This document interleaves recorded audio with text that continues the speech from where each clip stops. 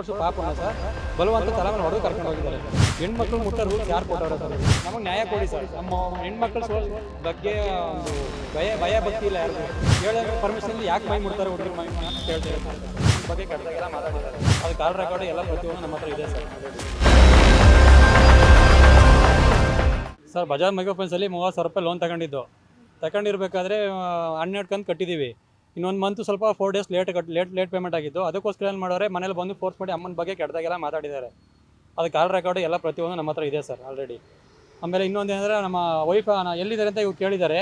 ನಿಮ್ಮ ಮಗ ಮತ್ತು ಸೊಸೆ ಎಲ್ಲಿದ್ದಾರೆ ಅಂತ ಕೇಳಿದ್ದಾರೆ.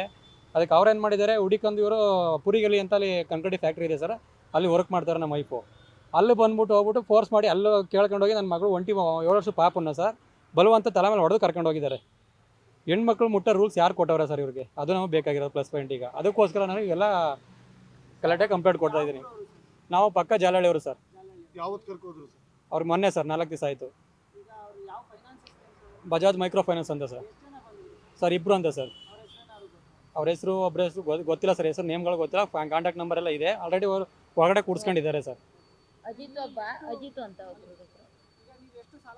30,000 ಸರ್. 2 ವರ್ಷಕ್ಕೆ ಕಟ್ತಾ ಇದೀವಿ ಸರ್. 4 ದಿನ ಲೇಟ್ ಪೇಮೆಂಟ್ ಆಗಿರೋದು ಸರ್.